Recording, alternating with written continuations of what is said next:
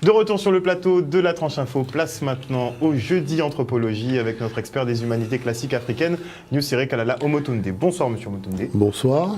Alors avant de venir effectivement à notre sujet du jour ou notre cours du jour sur la créativité dans les mathématiques africaines, on va développer quand même quelques sujets d'actualité puisque ça a été assez dense sur la semaine et on peut commencer effectivement par ce footballeur qui est littéralement vilipendé effectivement par l'opinion publique pour avoir refusé de porter un maillot qui symbolise effectivement l'homosexualité. Qu'est-ce que vous en pensez?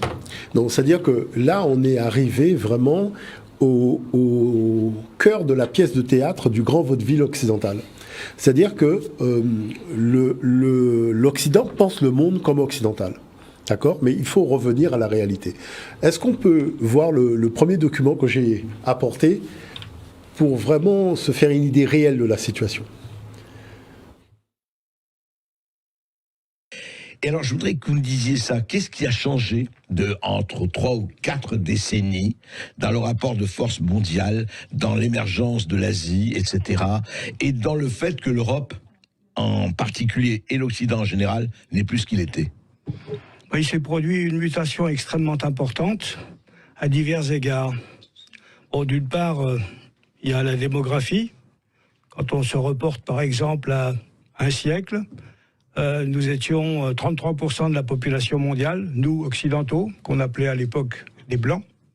Et aujourd'hui, nous représentons, le chiffre va peut-être vous étonner, 12%.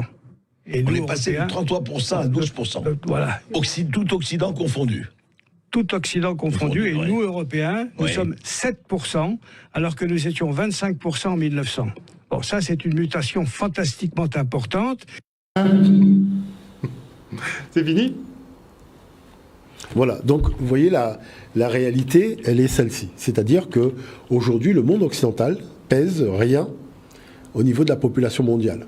D'accord? Donc il faut savoir, lorsqu'on parle de 12%, lorsqu'on parle de 7%, bon, ce sont des chiffres gonflés au stéroïdes anabolisants. En tout cas, plus de 80% ne sont pas blancs, ne sont pas occidentaux. Voilà, dans la réalité, c'est quand on vous parle des entreprises françaises, il y a 30 à 40% des entreprises en France qui ne sont pas françaises. Mais bon, toujours est-il que la situation, elle est celle, en fait, de cette réalité de quelqu'un qui avait pris de mauvaises habitudes et qui ne se rend pas compte que le monde a changé, qui ne se rend pas compte que son poids dans le monde a changé et qui ne se rend pas compte que sa position dérange la majorité.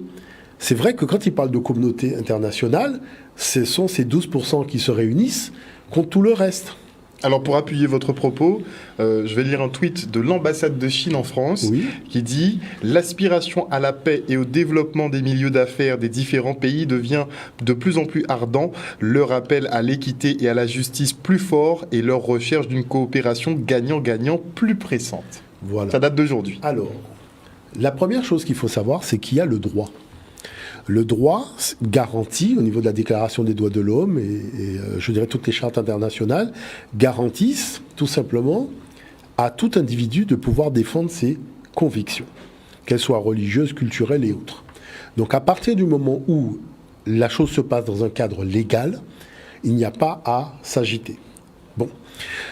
La deuxième chose que je tiens à rappeler, c'est que si on parle de conflit culturelle ou d'opposition de la vision donc de l'humanité, je tiens quand même à rappeler que lors de la Coupe du Monde qui s'est déroulée en Afrique du Sud, on a vu un très bel objet qu'on a appelé la Vuvuzela, qui venait donc des habitants des townships. Et cette Vuvuzela, c'est la première fois qu'on voyait un tel instrument de musique dans les stades de football.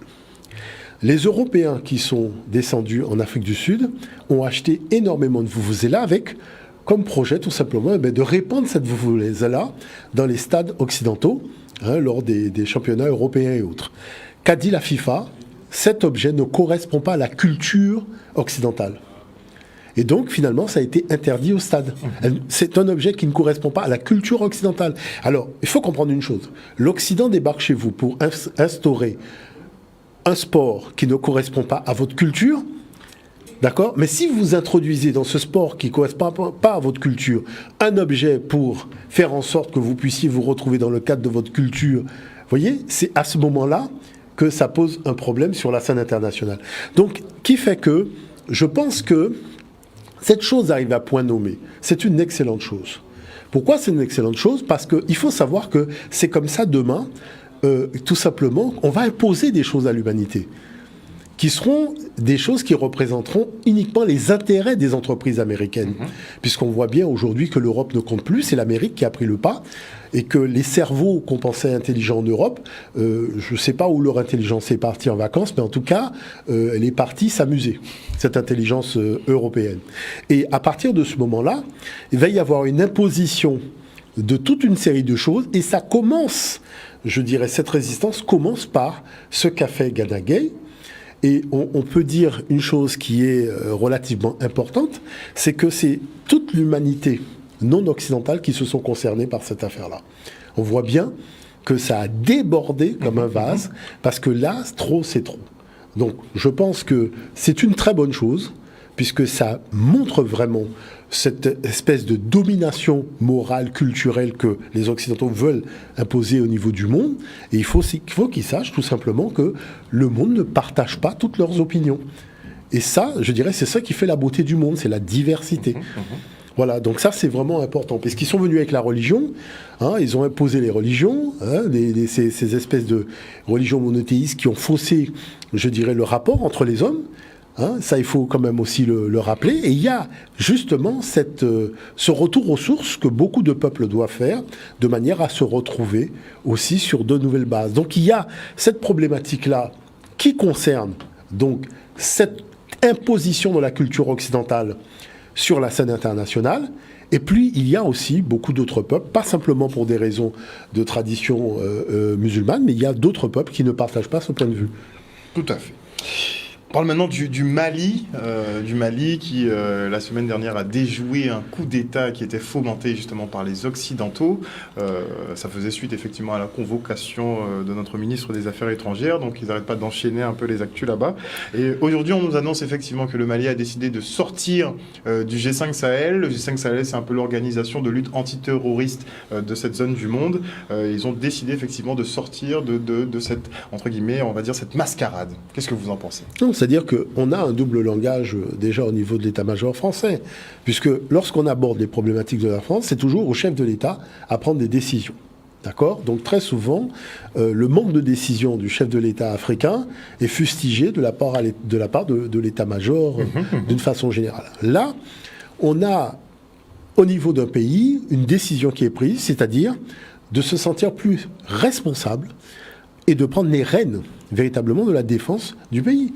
Et on ne peut que célébrer, je dirais, un pays qui se dit, allez, on se donne le moyen d'être responsable de la sécurité des nôtres. Et c'est quelque chose qu'il faut accompagner. Parce que, savez-vous que dans le cadre, vous parlez du G5 Sahel et compagnie, savez-vous que les États africains n'ont pas le droit d'aller discuter avec les peuples, les groupements qui essaient d'agresser leur territoire, ou les individus de leur territoire. C'est une discussion qui doit avoir lieu entre l'état-major français et les djihadistes. Bon. Mais ces djihadistes ont reçu des armes de qui?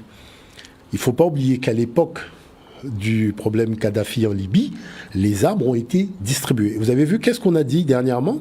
Que les Américains, pour ne pas montrer la traçabilité, pour ne pas qu'il y ait une traçabilité des armes donc venant des États-Unis directement vers la Libye pour alimenter donc les anti-Kadhafi, les armes sont passées par l'Ukraine.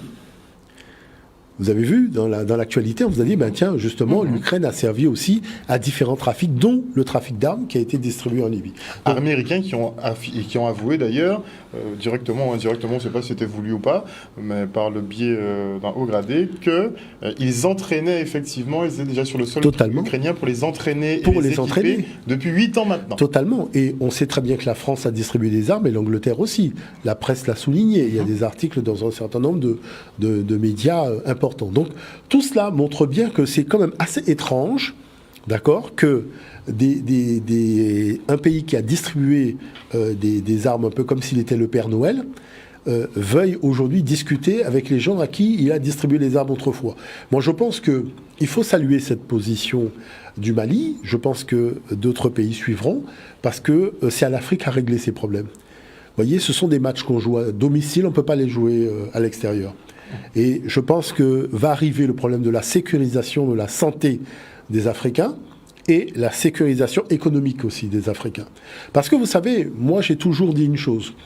J'ai toujours été très confiant vis-à-vis de l'Afrique, parce que l'Afrique a une réalité très particulière. La puissance économique de l'Afrique n'est pas basée sur un morceau de papier qu'on imprime. C'est basé sur les richesses du sol. Les matières premières, l'or, le diamant, le coltan. C'est-à-dire que la chose, c'est qu'elle sera toujours là. Et que l'enjeu, c'est quoi? Que l'Afrique trouve un partenaire qui n'est pas cupide. C'est-à-dire un partenaire qui joue gagnant-gagnant. Moi, je vous dis une chose aujourd'hui. Avec tout ce qui se passe, où est l'intérêt de la Chine ou encore l'intérêt de la Russie de jouer un double jeu vis-à-vis de l'Afrique qui serait, je dirais, de fait, une façon d'avantager l'Occident? Cette façon d'éradiquer la Russie du marché mondial occidental, c'est aussi, je dirais, une très belle opportunité que doit se servir l'Afrique, et que aussi le monde eurasiatique doit comprendre qu'il est temps de bâtir une alliance dans laquelle on doit aussi inclure les peuples sud-américains, parce qu'il ne faut pas oublier que les Amérindiens de l'Amérique du Sud, j'étais encore avec Rosa Mélia-Plumel ce week-end lors du colloque en Martinique, elle a bien montré qu'il y a des réalités graves. Aujourd'hui, en Amérique du Sud, lorsqu'un président dit « je souhaite partager les richesses de mon sous-sol avec ma population », il devient Hugo Chavez ou un Evo Morales. Est-ce que vous comprenez? Oui, ça devient la pire ordure qu'il faut abattre. Voilà, donc tout ça montre bien qu'il y a des réalités, parce que n'oubliez pas que pendant que nous étions confinés, Trump avait pris l'armée américaine pour aller attaquer le Venezuela de Maduro. C'est Biden. Non, c'est Trump. Il avait décidé d'attaquer parce qu'il y avait cette opposition, le pétrole, le business. Et pendant qu'on était confinés, et qu'est-ce qui a arrêté les Américains? Les sous-marins. Ah oui, quand ils ont envoyé leurs bateaux. Les sous-marins russes. Parce que la Russie a dit, nous avons des sous-marins dans les eaux territoriales du Venezuela capables de frapper sur la frontière si vous pénétrez à l'intérieur du Venezuela. Donc tout ça montre qu'aujourd'hui, il y a des réalités qui sont en train de changer. N'oubliez pas que tout cela tient aussi avec la problématique du dollar, mais un dollar dans un pays super endetté. C'est un dollar dans un pays super endetté. Et la chose, c'est qu'on voit bien... Un pays super endetté et qui ne repose plus sur grand-chose. C'est-à-dire que si l'Amérique et l'Europe ne sont pas capables de respecter l'humanité en ne pesant que 12%, et je vais vous dire une chose, c'est même très grave, parce que j'ai regardé les chiffres démographiques, c'est très étrange de voir la vitesse avec laquelle il y a moins d'occidental sur Terre d'année en année. Allez regarder les chiffres, c'est-à-dire c'est carrément un avion qui est en train de se cratcher au sol. Donc, qui fait que le moment, je pense, et à un certain nombre c'est la sérénité qui doit normalement s'imposer. Normalement, oui. On y est loin pour le moment, puisque vous avez des relents de l'époque de l'ère des poissons, donc plutôt impérialistes, mais je pense que ça dessert leur intérêt. Et c'est dommage qu'il y ait peu de voix pour, notamment en France, il y a vraiment, c'est très étrange qu'il y ait peu de voix pour dire que nous n'avons aucun respect pour l'humanité non occidentale. Il faut se le dire clairement.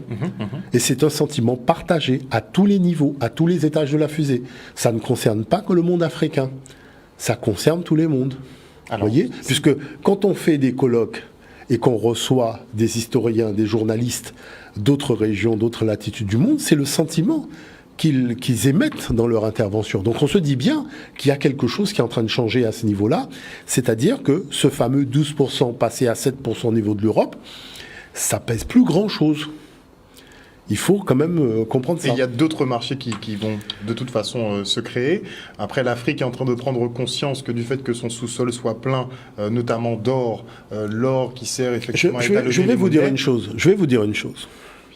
Pendant qu'on discute de la taille de l'Afrique sur la map monde, il s'avère que tous les pays où il y a des noms blancs ont une taille beaucoup plus petite que la normale.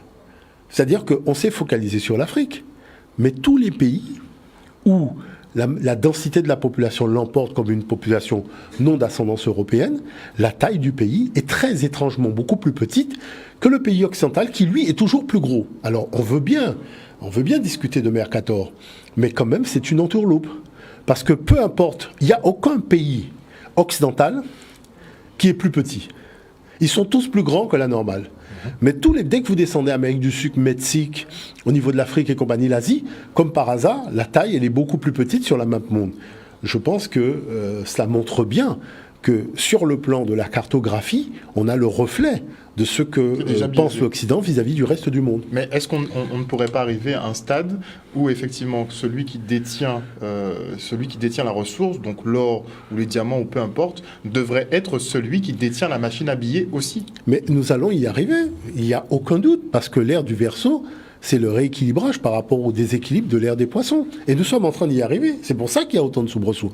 Pourquoi il y a des soubresauts? Parce qu'il y a des portes de cupidité. Ça révèle simplement l'existence de portes de cupidité. L'ère du Verseau, c'est la générosité. Vous voyez? Donc il y a des portes de cupidité qui pensent pouvoir résister à une force énergétique qui vient depuis le... Moi je dis quand même, il faut revenir à la raison. Parce que ceux qui collaborent avec la désorganisation de l'univers, je tiens quand même à rappeler que l'univers, c'est 13 milliards d'années pour organiser l'harmonie. Et que l'univers sait se débarrasser de tous ceux qui organisent la désorganisation. On a vu avec les dinosaures. N'est-il pas? D'accord? Voilà. Alors, dernier petit point d'actu, c'est cette statue de la Mulâtresse Solitude qui a été inaugurée à Paris. Elle fait débat, notamment sur sa représentation qui aurait été un petit peu blanchisée, on va dire, entre guillemets. Vous savez, en fait, la problématique de fond, c'est que nous avons pour le moment une réalité, c'est-à-dire que nous avons un manque de connaissances, puisque nous n'avons pas d'accès à la connaissance supérieure. Nous sommes au niveau de la connaissance inférieure. Maintenant, nous allons passer à la connaissance supérieure. D'accord? Lorsqu'on change d'ère, on ne fait pas de représentation d'éléments négatifs de l'ère précédente. D'accord? C'est-à-dire que oui, c'est passé un certain nombre de choses, mais les représentations doivent être arrimées aux énergies de la nouvelle ère. C'est valable pour tout le monde. C'est comme ça que ça se fait. Donc, ce qui veut dire que, d'une part, c'est un personnage qui n'a aucune réalité historique. D'accord? On aurait pu s'appuyer sur la compagne de Delgrès, par exemple. Hein? Rose Marthe, qui elle a existé, on a des éléments, hein, on peut vous donner... tangible, le procès a eu lieu tant. Mais tout le monde sait très bien que c'est M. Schwarzbach qui a inventé cette histoire-là. Bon, ok. C'est une Africaine sur un bateau violée par un marin blanc. Comment fait-elle pour être mulâtresse? Pourquoi elle ne s'appelle pas l'Africaine? Vous voyez pas que c'est une entourloupe? Puisque pour qu'elle soit mulâtresse, il aurait fallu qu'elle soit au moins métissée. Mais si elle est africaine, on ne peut pas l'appeler mulâtresse. Donc, vous voyez tout ça. On dirait que c'est peut-être un surnom. Non, je vais vous dire une chose. Si c'était une africaine violée par un marin blanc, on ne peut pas l'appeler mulâtresse. Il faut arrêter de nous raconter des histoires. Donc, vous voyez que tout cela montre qu'il y a la propension à nous mener en bateau. Vous voyez, il y a le fait de nous avoir menés en bateau déjà sur le plan historique, mais il y a aussi le fait de mener les gens en bateau sur le plan idéologique en nous racontant des sornettes. Ce n'est pas le moment de faire une statue qui replonge les énergies de l'ère des Poissons dans les énergies de l'ère du Verseau. Les énergies de l'ère du Poisson doivent rester dans le Poisson. Les énergies de l'ère du Verseau, il faut les créer. On a beaucoup critiqué M. Wade au Sénégal quand il a fait la statue. Cet homme noir, portant sa femme noire avec son enfant, montrant l'avenir, c'est ça, la réalité de l'ère du Verseau. D'autant plus que nous sommes confrontés à quelque chose de très étrange. C'est les familles monoparentales. Nous sommes un peuple, peu importe là où vous allez à travers le monde, c'est un peuple qui a toujours 70% de ses structures familiales en monoparentales. Je trouve très étrange qu'aucune statue ne soit faite pour célébrer la famille noire, d'une façon générale, mais qu'on fasse des statues pour célébrer mais vraiment le fait de désintégrer la famille. Surtout que nous sommes en train de passer dans une ère, nous entrons dans une ère où les choses doivent être réénergisées, restabilisées, reconçues, reconceptualisées. Donc, il faut se poser un certain nombre de questions. En tout cas, moi, je sais très bien à quel jeu certains jouent, puisqu'ils prennent donc notre communauté pour une bande d'idiots. Mais toujours est-il que cette affaire-là, c'est du grand n'importe quoi. Parce que les gens ont un niveau de réflexion et de connaissance limité. Et ça, il faut le savoir. Vous ouvrez n'importe quel ouvrage d'histoire parlant des effigies d'un certain nombre de peuples, vous verrez que quand on change d'air, beaucoup de choses changent. À l'ère du taureau, Dieu était représenté sous la forme du taureau. Quand on est passé à l'ère du bélier, Dieu a été représenté sous la forme du bélier. Et son fils était l'agneau de Dieu, puisque l'agneau c'était le bélier. C'est ce que les Occidentaux ont repris en venant en Afrique. Vous voyez ? Donc vous voyez bien qu'il y a un arrimage qui est fait dans la dimension cosmotellurique, que tout l'univers respecte, mais l'homme doit aussi respecter, parce qu'il fait partie de l'univers. Maintenant, c'est vrai que, comme on arrive à une réalité, je vais l'expliquer la réalité. La réalité, c'est que on a dit que l'esclavage est un crime contre l'humanité.